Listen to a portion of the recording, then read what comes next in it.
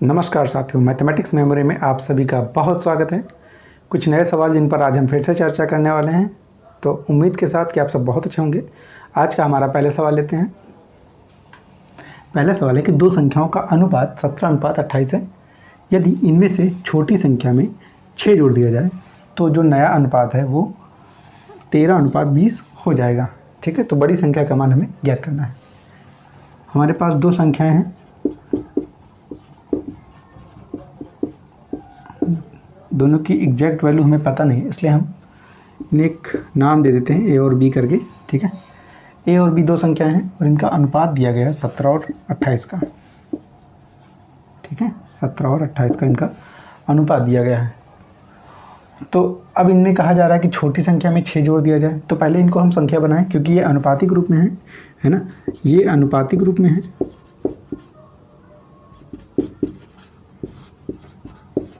अगर हम इन्हें संख्या बनाएं तो इनमें क्या करना पड़ेगा, किसी एक चर संख्या से हमें इनमें मल्टीप्लाई करना पड़ेगा। तो 17 को हम कुछ भी पी से मल्टीप्लाई कर दें, 17p और 28p, तो ये अब एक पूर्ण संख्या के रूप में हमें प्राप्त है। ठीक है, इतना। तो हमसे ये कहा जा रहा है कि जो छोटी संख्या है उसमें 6 जोड़ दें। इनमें से आप बता सकते हैं आसानी से कि छोटी संख्या 17p है ये। ठीक है, ये छोटी संख्या। ठीक है, इसमें अगर हम 6 ऐड कर दें तो क्या होगा, जो नया भिन्न है, मतलब ये जो भिन्न अभी 17:28 था वो ना होकर के 13:20 हो जाएगा। तो हमसे बड़ी संख्या का मान पूछा जा रहा है, यानी हमसे 17p की वैल्यू फाइंड आउट करने के लिए कहा जा रहा है। तो हमारे पास जो पहले का अनुपात है वो 17 और 28 का है। हमने इसे संख्या के रूप में कन्वर्ट किया, तो ये हुआ 17p और ये 28p। फिर हमसे कहा गया कि छोटी संख्या यानी 17p में 6 जोड़ें तो क्या होगा भाई, ये जो अनुपात है एक नए अनुपात में परिवर्तित हो जाएगी, जो कि है 13:20 के रूप में। तो 13/20 हमने लिखा। ठीक है, इसको सॉल्व करें हम तो ये हो जाएगा 17p + 6, मल्टीप्लाई कर देंगे इस 20 को, बराबर 13, और ये मल्टीप्लाई हो जाएगा 28p। ठीक है, इतना। आगे इसको सॉल्व करते हैं, 20 को मल्टीप्लाई करेंगे यहाँ पे, 17 दूनी 34, 340p और 6 दूनी 12, 120 बराबर 13 से मल्टीप्लाई करेंगे, या हम इसको लिखते हैं 13 8 104, 13 दूनी 26 और 10 36 p। ठीक है, इसको और सॉल्व करें तो ये हो जाएगा 364p और माइनस 340p बराबर 120। ठीक है, हमने इस 340p को इधर भेजा और इस सारे मान को उठा करके हमने LHS यानी कि लेफ्ट हैंड साइड में रखा और 120 को राइट हैंड साइड में। ठीक है, अब इसको हम घटाएं आपस में, तो ये बचेगा 4 और 6 में से 4 जाएगा तो ये 2, 24p बराबर 120। p की वैल्यू निकालेंगे यहाँ पे, तो 120/24 काटते हैं 12 से, 12 दाम 120, 12 दूनी 24 और 2 पंचे 10, यानी कि जो p की वैल्यू है वो 5 आ गई। अब इसी p की वैल्यू जो कि हमारे पास 5 है यहाँ पे पुट करेंगे, 28 × 5 और ये हो जाएगा 5 8 40, 5 दूनी 10 और 4 14, 140। यानी हम कह सकते हैं जो बड़ी संख्या है वो हमें प्राप्त हो चुकी है, जिसकी वैल्यू 140 है। ठीक है, तो ऑप्शन नंबर जो बी है हमारा सही हो जाएगा। ठीक है, अगले सवाल की ओर बढ़ते हैं और देखते हैं कि क्या है हमारा अगला सवाल। अगला सवाल हमारा है कि किसी वस्तु को 141 रुपये में बेचने से चेतन को 6% की हानि होती है। यदि इस वस्तु को 171 रुपये में बेचा जाए तो उसे कितने प्रतिशत का लाभ होगा। ठीक है, बेचने की यहाँ पर बात हो रही है, 2 बार वस्तु को बेचा गया है, मतलब एक बार हम इसे बेचे हैं 141 रुपये में, तब क्या होता है, 6% की हानि होती है। ठीक है, और दूसरी बार हम बेच रहे हैं तो इसे 171 में बेचें।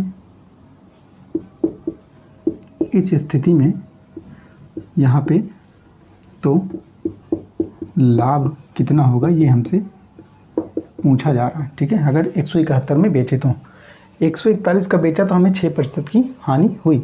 ठीक है, और 171 रुपये में अगर हम बेचें तो यहाँ पे लाभ कितना होगा ये हमें ज्ञात करना है। आपको पता है अगर लाभ ज्ञात करना है तो हमें विक्रय मूल्य पता होना चाहिए, क्रय मूल्य पता होना चाहिए, तभी तो हम उनको आपस में घटा करके लाभ की वैल्यू निकाल पाएंगे और उसके बाद लाभ और विक्रय मूल्य की सहायता से हम लाभ प्रतिशत भी निकाल पाएंगे।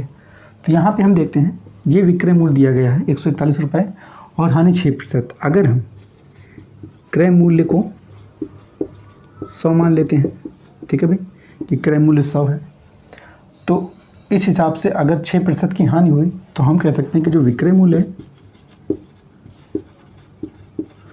ये कितना हो जाएगा, -6 हो जाएगा, यानी कि 94। ठीक है, तो हम कह सकते हैं कि जो 94 की वैल्यू है वो 141 के बराबर है, ये बराबर 141 के। ठीक है, तो अगर हम 100 की वैल्यू निकालें यानी कि क्रय मूल्य की वैल्यू निकालें तो ये आएगा 141/94 और गुणे में 100। ठीक है, इसको काटते हैं, 47 से जाएगा, 47 दूनी 94 और 47 से काटते हैं 141 को तो 3 बार जाएगा। ठीक है, 2 से काटते हैं 100 को 50 और ये बराबर आ जाएगा 3 गुणे 50 यानी कि 150 रुपये। यही हमारा क्रय मूल्य हो जाएगा। और हमसे लाभ प्रतिशत पूछ रहा है कब, जबकि विक्रय मूल्य 171 रुपये हो। तो हम क्या करेंगे, विक्रय मूल्य 171 में से हम क्रय मूल्य को घटाएंगे, माइनस करेंगे तो भाई ये आएगा 21 रुपये। 21 रुपये लाभ के रूप में हमें प्राप्त होंगे कब, जब हम वस्तु को 171 में बेचेंगे। ठीक है ना। अब इसी लाभ का प्रतिशत निकालना है, जो कि हमें पता है कि हमेशा क्रय मूल्य पर निकाला जाता है, जो कि 150 रुपये है। तो 21/150 गुणे 100 काटते हैं भाई, इसको 0 से 0 गया, 5 से 5 3 15, 5 दूनी 10, 3 से काटे हैं 3 से 21, 7 दूनी 14।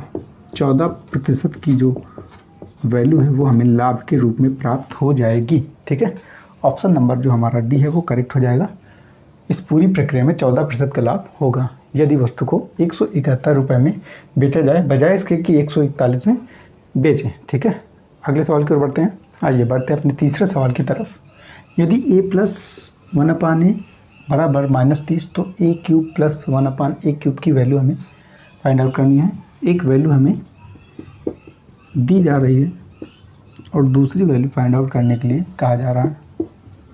ठीक है, ये आपने एक फार्मूला आपको पता होगा, a + b का होल क्यूब बराबर a³ + b³ + 3 × a × b in bracket a + b। ठीक है, इतना सेम ऐसा ही फार्मूला हमें यहाँ पे अप्लाई करना है। ये a के रूप में है और ये b के रूप में है। अगर हम इनका क्यूब करें, इनका घन निकालें और उसको एक्सपेंड करें तो हमें कुछ ये वैल्यू इनके बीच में मिलेगी, जिसे हम सॉल्व करके आसानी से a³ + 1/a³ की वैल्यू निकाल सकते हैं। तो हम यहाँ पे करेंगे दोनों पक्षों का घन।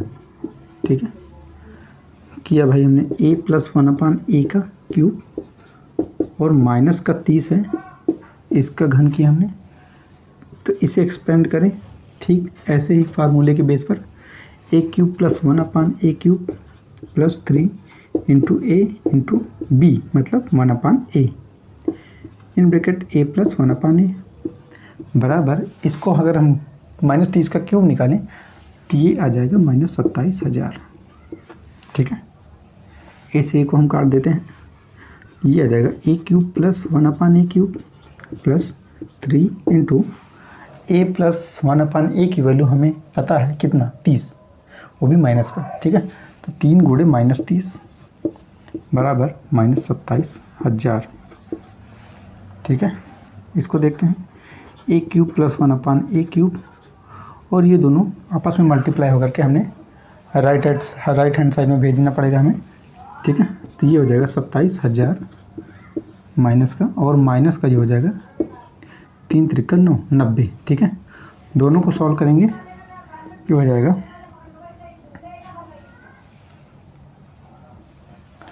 -30। अच्छा, ये माइनस का आएगा, उसके बाद इधर जाने के बाद ये प्लस में हो जाएगा। ठीक है ना, तो हम यहाँ पे 27,000 और 90 घटाएंगे आपस में, ये हो जाएगा 0, ये हो जाएगा 1 और ये बचेगा यहाँ पे 9, 6 और 2, ठीक है। 26,910, ठीक, 26,910। अब चूँकि बड़ी संख्या के साथ ऋणात्मक मान है, ठीक है, ऋणात्मक चिन्ह है, तो हम माइनस यहाँ पे जोड़ देंगे, ठीक है। तो हम कह सकते हैं कि जो a³ प्लस b1/a³ की वैल्यू है वो -26,910 हमें प्राप्त हो चुकी है, ठीक है। ऑप्शन नंबर जो ए है वो करेक्ट हो जाएगा। 26,910 के रूप में, -26,910 के रूप में हमें जो अपना आंसर है वो मिल चुका है, ठीक है। कुछ नए सवालों के साथ आप सबसे फिर होगी मुलाकात। तब तक के लिए नमस्कार। आप सभी का बहुत बहुत धन्यवाद।